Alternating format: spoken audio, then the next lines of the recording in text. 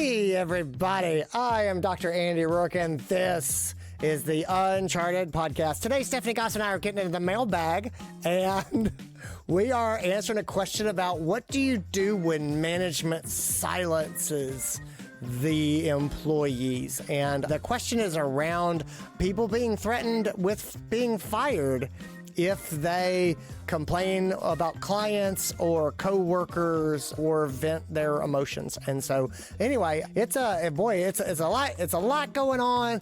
It's not a lot of details, so we really get into philosophy behind how you look at these things, and it's a fun episode that I think a lot of people are going to really like, all about venting and expressing emotions in our practices and stuff like that. So it's kind of a blank canvas that Stephanie and I just fill up in that topic, and we have a really good time. I talk about Rachel, who you'll meet, and my espresso machine misfired this morning. Lots of stuff going on in this episode.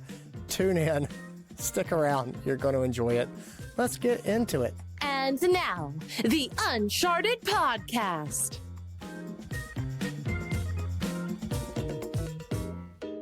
And we are back. It's me, Dr. Andy Roark, and the one and only Stephanie. We will not be silenced, Goss. One thing that I can say for sure is that, Andy, I don't think in the 8 years that we've worked together, you have ever successfully silenced me when it comes to emotion. No, it's like trying to squish a water balloon. You know what I mean? It pops between your fingers. It's not Uncharted if Stephanie Goss doesn't cry. Oh, yeah. We will not be silent. How are you doing, friend? Oh, I don't know. Everything is wild. The forests were burning a week ago, and then it rained, and now that's not a thing I have to worry about anymore. I was like, oh, that was a big deal a week ago. There was smoke in the air, and I was like, this is scary. And then it rained for 3 days, and it's amazing how fast people go on with their life. They're like, that's over. And then we just roll along. Something new. Yeah. We're on to new things. You're running in the door from the clinic. You're busy. I am. It was a fun, interesting day in the clinic. The last couple of times I've been in, so I go in about once a week. I work on Thursdays. Well, the last couple of Thursdays, there's just been weird stuff that has, not bad stuff, not like stressful stuff, but just what in the world is going on here? Yeah, that's very interesting. I feel that. I feel it's contagious because I was in the clinic all last week. I just got home yesterday, and there was lots of weird cases. I was hitting up the Uncharted community like multiple times while I was in the clinic last week. I'm like, hey guys, what would you do in this situation? Hey, does anybody have a resource for this? Because just lots of weird, especially weird patient cases. I had a couple of them, and I was like, I don't even know. I mean, I think I know what I want to do, but also if I'm the adult in the building, am I making the right decision? Who put me in charge? Yeah. I asked myself that this week. Who put me in charge? Yeah. How did I get in this? Been doing life maintenance stuff this week. One, I got my hair cut, which I don't get my hair cut nearly as often as I should. And so if you can't see on the podcast because I wear headphones, but mostly you can watch how curly my hair is around my ears and tell where I am in the cycle. But I got my hair cut. But then the other thing is I've been having this like elbow pain that is like, this won't go away. And so my wife was like, hey, you need to go see Rachel. And I thought, well, what is Rachel going to do? My wife was like, you should just trust me. Rachel is who you need to go see. Okay. And I'm like, what is this? Is she a physical therapist? Right. Like, no, she's technically a chiropractor, but she does like rehabilitation and recovery. Okay. So you should just go. And so I went, and good God, Stephanie Goss, Rachel is magic. About tore my arm off. Like she massaged me in a way I've not been massaged before, and I don't mean that in an exciting or positive way. The first thing she did was like, usually when there's problem in the elbow, it actually starts up here in the shoulder, and she stuck her thumb into my armpit, and I just about blacked out right there. And she's got these fingers that are just made of iron. Oh yeah, it was like, first of all, it was massage, but not in a relaxing way. I cried. it was not particularly a fear-free experience. I was going to say, this sounds like you went for a very not fear-free torture session with someone. No, she was like, let me introduce you to dry needling. And I'm like, what is that? That sounds exciting. It was exciting, but not, again, a positive way. I feel like the moral of the story is you probably should stop playing pickleball with Tyler Grogan. Oh, it's just, I should stop aging is what I should do. Like 100% this, like, stop this age Tennis train. elbow. I want to get off. I was going to say, did you do something? Do you remember? No, just old. You're just old. And, like, okay. it was Fair. like, it's this thing of just, I always have multiple injuries now, like always. And people are like, it's CrossFit. It's not CrossFit. It's just, it's like working in the yard. You know what I mean? And like, I will sleep the wrong way and my neck hurts for 3 weeks. Mm-hmm. Welcome to getting old. Yeah, 100%. And she's like, your neck hurts. You want some dry needling? I'm like, absolutely not. Not at all. Not even a little bit. Rachel sounds like my kind of person. I think next time I'm in Greenville, I'm gonna have to ask Allison for the referral to Rachel. Yeah. Yes. Rachel, yeah. She was like, I have this, it's a piece of metal. I just rub it over your muscles. And I'm like, that sounds safe enough. That sounds great. Buddy, No. It was not great. It was not safe. Not fear-free. She rubbed it over my muscles and I wanted to die. It felt like my right arm was in a car accident for 2 days. Stop. My wife was like, does it feel better? And I'm like, I don't think so. She's like, specifically your elbow. And I have to say, I think my elbow is okay. The rest of you hurts? It's the rest of my right side that is all ground beef. Well, I guess you'll learn whether it's actually all connected or not and whether Rachel was right. Oh, it's definitely connected. I know she's not wrong. She pressed on a spot on my rib cage, and then all of a sudden my hand went to sleep, and I was like, it's definitely all connected. I didn't know that you could incapacitate a man's hand by pressing on a little muscle between his ribs. But you can. It's like a kung fu master. You know what I mean? Like pokes you in the abdomen and makes your head jerk around and fall down. Oh, I can't. What does this have to do with today, you might ask? Absolutely nothing. Just nothing. Just a lesson in how to fear-free. We're gonna pull a Rachel on this mailbag problem, Gus. We're gonna make it cry. We're gonna work it out. That sounds great. Because it's gonna be painful for a while, but then it's gonna get better. Holy guacamole. Yeah. So we got a mailbag that I don't know if either of us knew what to do with, which doesn't happen very often. It's a lot. It's a lot. Context matters it's a lot. here. Yeah. Okay. So both of us read this and we both went, all right, there's some baggage here that's not being unpacked. We're dying to know what it is. So if you're listening to this episode and you're like, oh, I wrote that mailbag, please send us an email and give us that. Give us some more info. Color in the lines a little bit here. So we got an email that was asking what to do as a team member when the management, quote unquote, wants to silence the team's emotions. Their example was management threatening to fire a team member who speaks negatively about clients or other coworkers. And their context was, I feel like they're not allowing people to have natural human emotions and venting them. And that was the context. And so I suspect there's always at least two sides to every story. And I'm sure on this one, the truth is somewhere in the middle. But I suspect, given the words that they used, the threat of firing, speaking negatively about a client or coworker, but specifically not allowing human emotions to be vented, I suspect you and I probably could color in between the lines on what might be happening.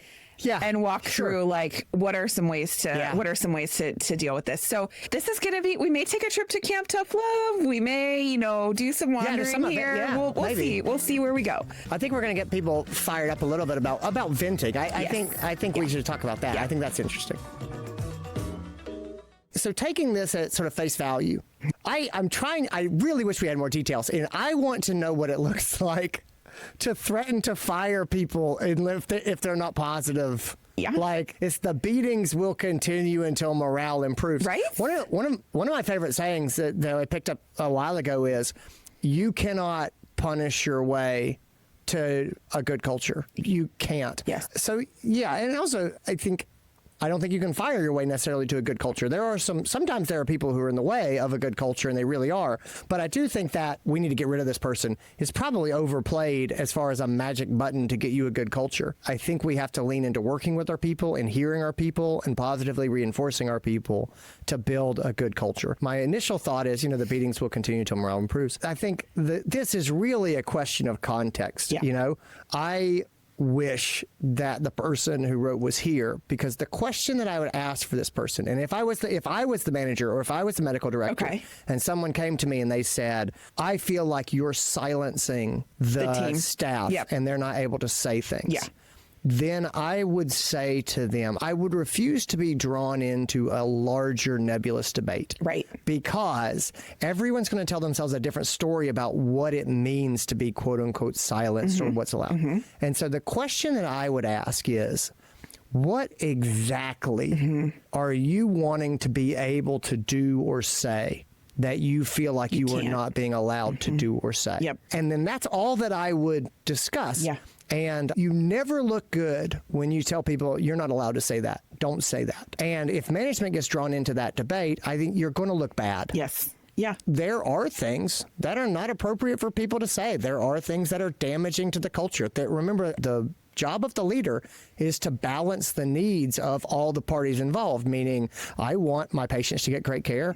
I want my staff to be taken care of, all of them, not some of them, not the squeaky wheels specifically, but all of them should be taken care of. The doctors, I want them to be happy. I want upper management to be happy. Yeah. I want to run a profitable practice. I want to be happy, and I want my family to be happy, which means I'm not going to come home and cry at the end of the day or have my phone ring all the way through dinner every night and things like that. And so we've got to achieve that balance. What are you guys wanting to be able to do that you feel like you're not being allowed to do? Yeah. So that's where I start. I think for me, in looking at it, when I took a step back and kind of thought about it a little bit, I think the most relatable example that immediately popped into my head was not necessarily venting or speaking badly about clients or coworkers, but I have watched repeatedly, time and time again, practice owners in particular try to deal with their feelings of lack of control by trying to grasp tighter and try and control everything. And the best example there is when the team starts talking about what everybody gets paid. And I have watched repeatedly practice owners freak out about the team talking about what they make, and the way that they try and deal with that is to try and control it. And I've watched them say, "You're not allowed to talk about money. You're not allowed to talk about your pay scales. You're not allowed to talk about what you make. You're not allowed to discuss it." I've watched practice owners hand somebody an evaluation that's like, "We're going to give you a raise. And also, you're not allowed to say anything to anybody else because we're not." Usually it's a loss of control, and reason being that there is not transparency, there's not clarity, and we're lopsided on it. And so that lack of control leads people to trying to get the control by holding on super tightly to all of the things. And that was the closest example that I could wrap my brain around, because I've literally watched practice owners look at the team and say, you can't talk about this topic, right? And so when this person said they're threatening to fire people for speaking negatively about a client or a coworker, that feels like a very extreme reaction. And I have watched practice owners give similar reactions of, if you talk about what you make, I will fire you when it comes to money. The money thing is, boy, that's a whole big ball of wax. And you're right. And so that's true. I think that's a good example. I think my thing would be, Stephanie, if I came to you and I said, I got fired for talking negatively about a coworker, would you be like, those monsters? How dare they fire you for that? I go, it really depends to me on, that doesn't sound out of bounds to me. It really depends on what we're talking about. Are you showing up and just saying horrible things about coworkers? Right. That is actually a thing. Yes. That doesn't feel like, I don't feel like you're being mistreated if I said to you, hey, if you continue to say awful things about your coworkers, especially in front of our clients, you can't keep working here. Yeah. That doesn't seem out of bounds. But again, that's why I said context really matters a lot. It's funny, your point about like, wanting control. The metaphor that came into my mind was, again, okay, so there's two versions of this, right? There's one where, let's say that management is kind of out of bounds. And there's another one where people are saying, I should be able to say whatever I want, whenever I want, and vent my feelings without anyone ever telling me, any consequence or telling me I could do it. So let's take the one where we say that management is clamping down and sort of overstepping. The metaphor in my mind would be like, imagine you took your family on vacation and vacation was not going well. And you're like, everybody's going to have fun. And don't you dare say a word about this. I don't want to hear about us standing in line for 3 hours anymore. That doesn't change the fact you're standing in line for 3 hours and it's terrible. And if you act like this is great, everyone just thinks you've lost it.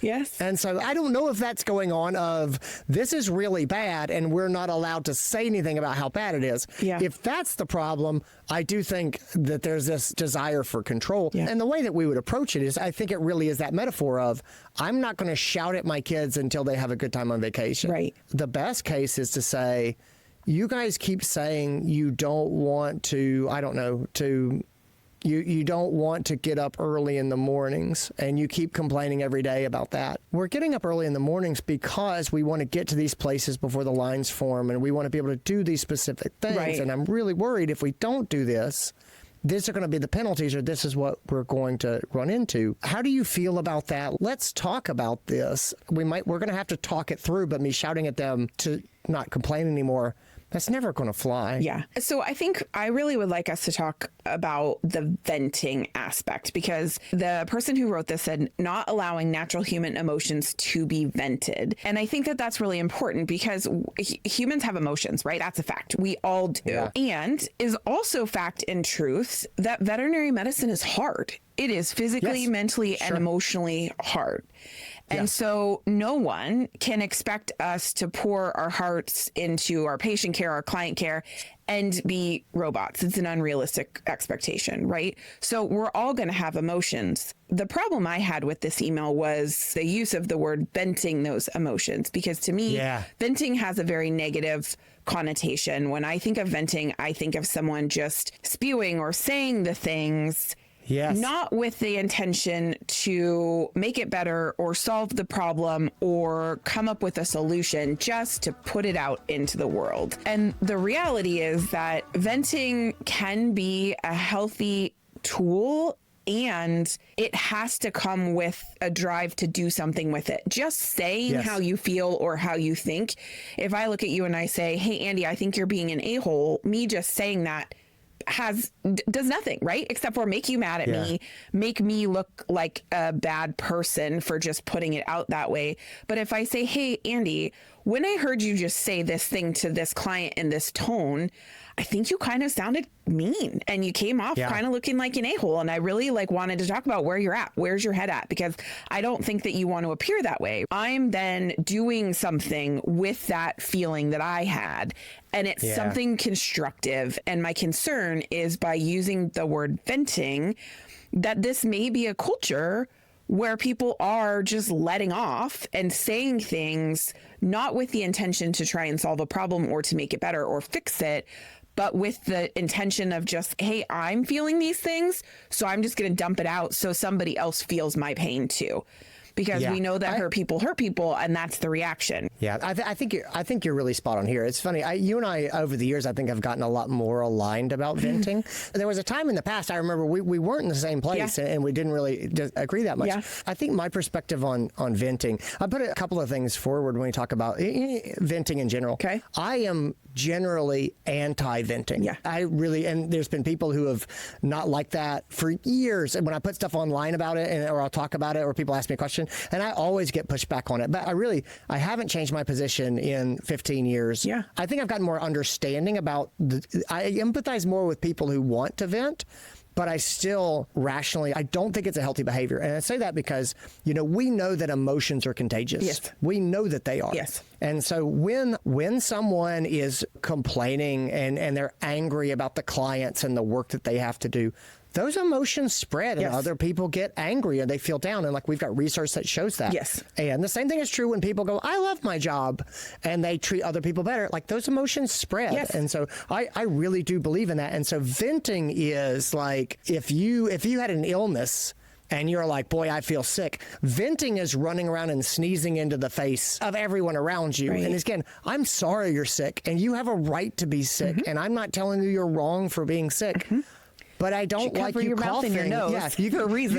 You gotta cover your mouth. And if you need time to pull yourself together, Right. or Right. whatever, you should have it. Yes. And so I just feel that way about venting. It's funny, I think a lot about sort of how do we make decisions. And one of the approaches, I don't think there's one approach to make good decisions. I think everything is context, and you have to pick up as many tools as you can and use them. But I do like consequentialism. And so consequentialism is the idea that when you're trying to make a decision, you try to anticipate what's probably the outcome, what was going to happen. And then you do the thing that you think will generate the Best most outcome. net good in the world. And so having emotional reactions, as you said, that's part of being a human being. I don't think anyone expects you to be a robot. I don't think anyone hopefully expects you to not have negative reactions. I'll pause here and say, I was in the clinic today, as you said earlier, and I was struggling this morning at the very beginning of the day. Well, a step further back, the espresso machine. So I think I had a problem with the espresso machine. Yeah, exactly. I think I've been mixing decaf and regular coffee beans. And I think that it misfired on the regular and then went hard in the paint on the decaf. And so anyway, I think that's what happened. Anyway, I'm at the clinic and I'm just struggling, And it was like nothing. It was one of those days where like, I would tell you, kid, this is so dumb. I got there and I had my laptop bag and I went and I got my laptop out of it and I set it down and then I set my bag down and it immediately flopped over. And all your stuff fell underneath out. the desk. Like, it was just, and I was just like, great. Yeah.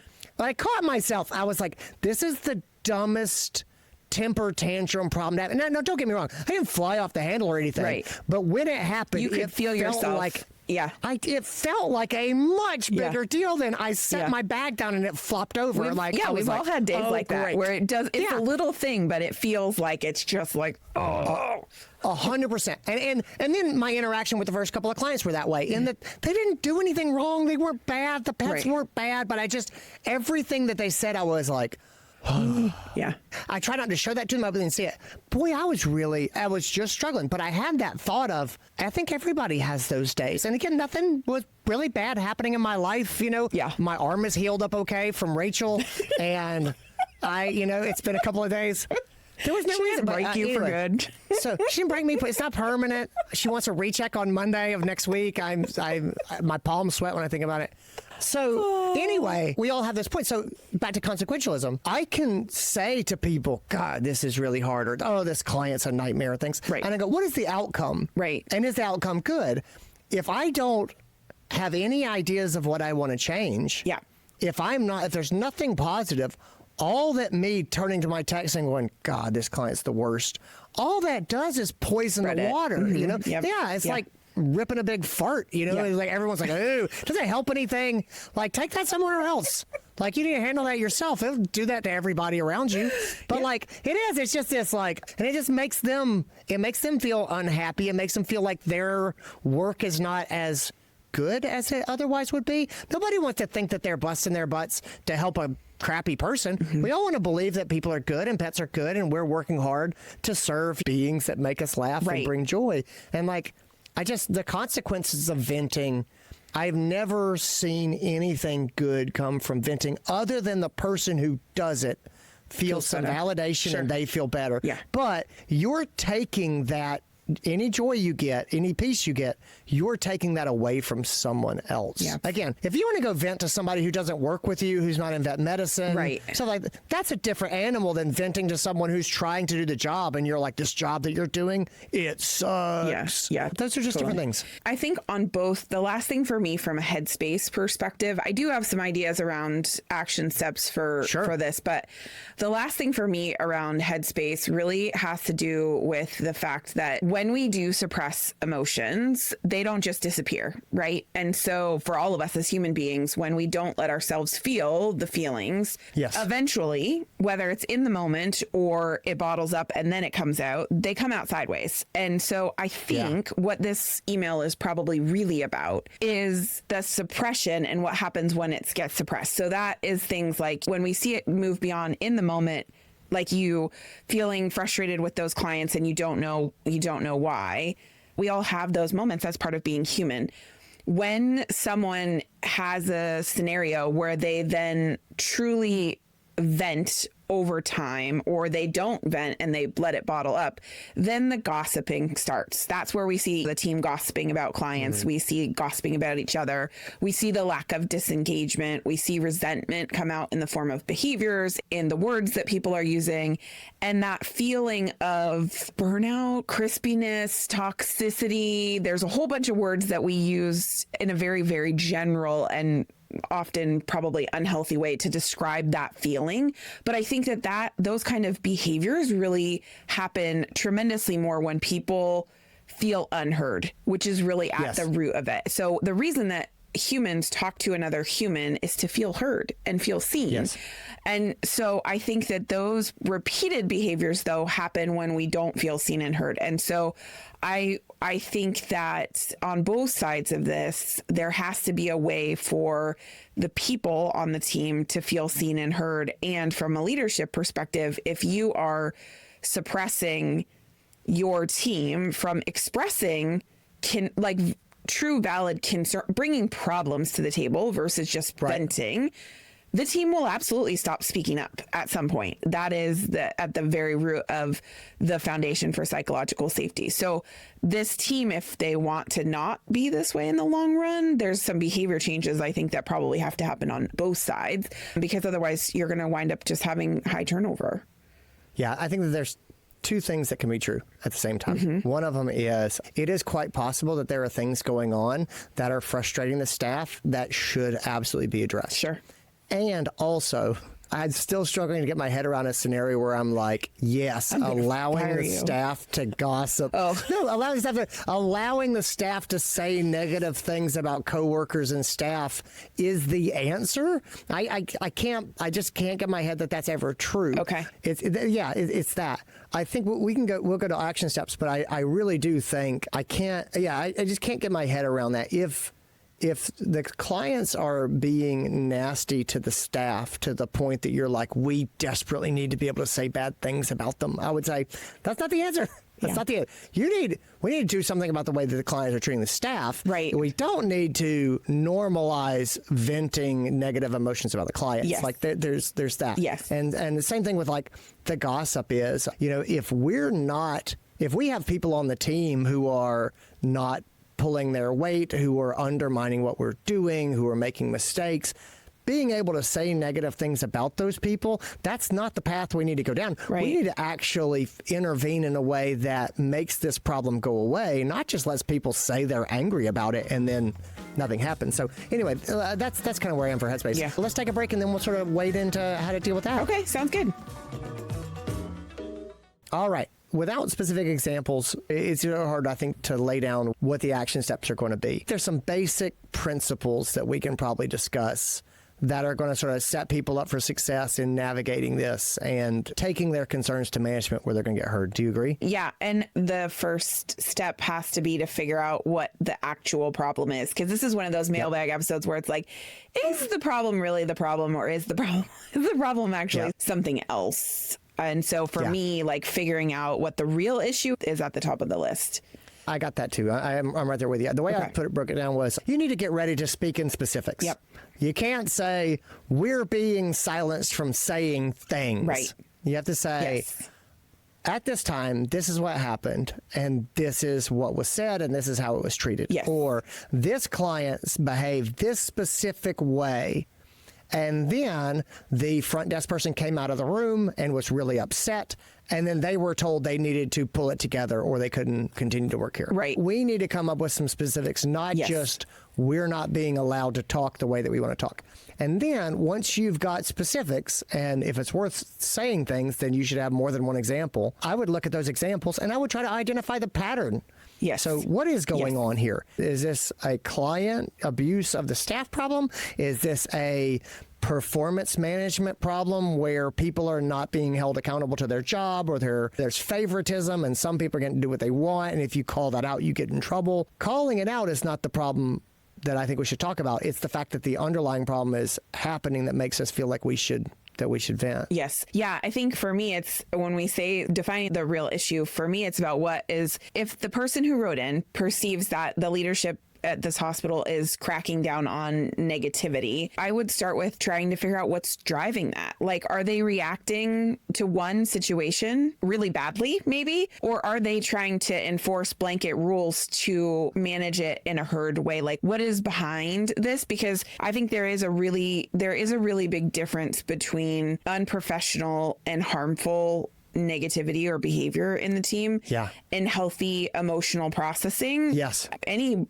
team needs space to do the latter. And it sounds like maybe there is some of the former happening. And so when you have harmful negativity or unprofessional behavior, realistically, from a leadership perspective, that's something that you need to probably manage. If the team is using profanity to talk about clients, if there are things being said that are really actually unprofessional or harmful and in their negativity, that probably is something that needs to be dealt with. And so I would challenge this person to try and figure out, like, what is driving this crackdown, if you will, or the threats that are coming at the team, and ask yourself, is there more to the story? Like, could there be more happening than you're aware of? I think that's great. I think flipping to the other side, I would say, if you're the management, I think that you need to get curious rather than going and saying, hey, you guys are bashing clients and you should never be able to do this, or it shouldn't be allowed. Yes. I think for me, the first thing is to go and say,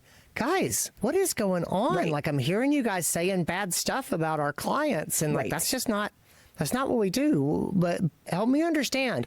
And so rather than just saying, kids, stop complaining about vacation and have fun, or else, it's like, kids, help me understand why you say this is a terrible vacation. Yes. And again, it hurts my heart. Let's play this metaphor a little bit.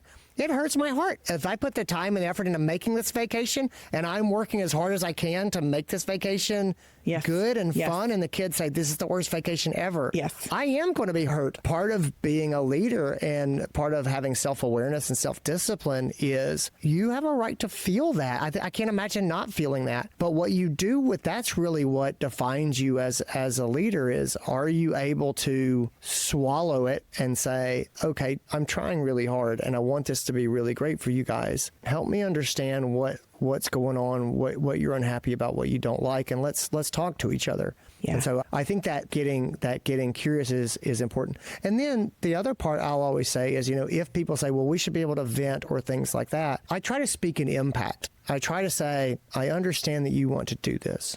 Let's talk about the impact. Yeah. What if everybody had something bad to say about one of the clients in a day? What if everybody had a story that they were unhappy about with a client and they talked about it, every day? What would that be like for us to work in? Is that the place that you guys would want to be? No, no. And the answer is they would go no and say, yeah, okay, I get that. But we have to frame that up sometimes. So I would put that sort of on the manager side. I think that's what I would try to get in my head. Yeah, I think step 2 for me is not dissimilar, but I think it goes both ways, which is there has to be a safe space for emotions to be shown. And the responsibility for that, creating that safe space, can fall on both sides. It's not just up to the hospital leadership to create a safe working environment. I mean, it is their ultimate responsibility from an employer perspective. And also, you can still model as a team member from within the team. You can still model for the rest of your team, not only healthier ways to process emotions, but what it looks like to create a safe space. So if a team member does have a negative interaction with a client, let's say, and then they come out of a room and they go, gosh, that client was X, Y, and Z, or have that reaction, be like, hey, I totally hear you. We all have bad days with clients. Would you like me to step in and take over for you so you can go take a break? Right? Like that, that is actually looking at them, seeing them, hearing them, and then offering a solution to it. You don't have to be a manager to do that. You can be a team member. We can show up for each other and help create that safe space from within the team. So, would I love to see a manager or a leader in this situation take it from the employer side and create ways that the team can voice concerns, whether it's through one-on-ones or, giving them the good old anonymous suggestion box, whatever it looks like, in a way that the team feels safe to be heard and say what they need to say. I would love that if it comes from the management. And it's not only their responsibility, because every member of the team has a responsibility to show up and put their best self forward to support each other. That's what a team does. And it doesn't only come from the top down. Now, I think you and I both looked at this mailbag and went, well, if it really is a horrible, awful place and someone's threatening to fire you over something like speaking your mind, do you actually want to work there? And so, and so the final action step is really recognizing, like, it may be a case where it is not a good place to work. And the answer comes from you do what you can. And at the end of the day, leaving might be what you can do. Right. Yeah. And at the same time, I think you have the ability to show up and show everybody else on the team how you want to engage and interact.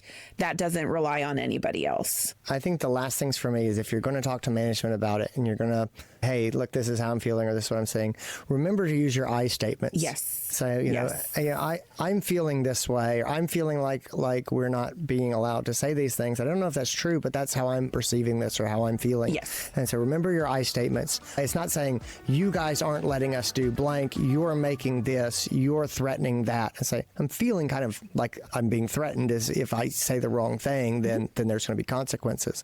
And so remember your I statements. And the other thing is, I just think it's generally healthy to open up a conversation like this.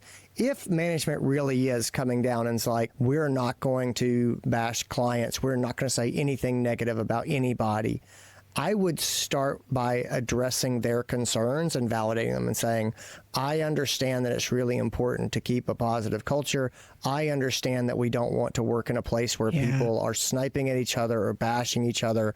I understand it's important for us to keep a positive attitude about the clients and to feel good when we can about working with them. Then go into what your concerns are, because I think if you roll in and say, I should be able to say these negative things, if they're catastrophizing in their mind, if they're telling themselves a story about, boy, if we let one person say one negative thing, then the wheels are going to fall off. And it's going to be the picture I painted earlier of what if every single person came in and said, 3 Something negative bad. things every day. Yeah. So I would validate their concerns, because they don't want to have a toxic, angry dump where people vent all the time. And I would make that clear at the beginning. I understand that. I also don't want that. I do have these concerns about us being able to communicate what's going on. Yeah.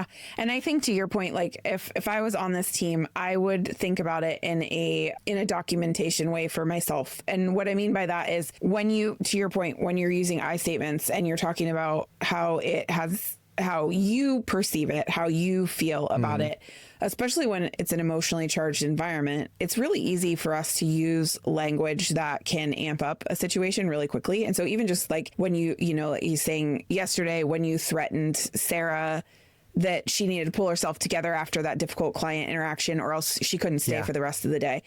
The word threatened is a really intense, emotionally charged word. Yeah, I agree. That's super intense. And I could also see in the moment, if you're feeling strong feelings and you're worried for your coworker and you're afraid that they might quit because they feel like they got threatened by their boss, I could totally see wanting to, and or the language coming out. So I think when I say document, for me, it's about writing down the situation, the specifics, like, was it the tone of voice? Was it the body language? Was it the posture? What were the things? And the reason that I'm doing that is for myself, because to me, like I said, if a team member is truly being threatened with firing or over something that is, when I step back from it and let there be some emotion, some clearing of the emotions, is really a reasonable frustration, expressing a reasonable frustration, that to me is a huge red flag. And if I can come up with enough of those circumstances, I'm not going to have any problem walking away from this practice, and feeling just fine about it. And so I think if this is a person who is a bystander in all of this and not a part of it and is looking at it, for me, it would be about looking at the situations and trying to record it in a way that allows me to look at it as objectively as possible and as stepped back and zoomed out as I possibly can to see what was the specifics so that I can actually voice what my concerns are about those specifics. I think you're spot on. It's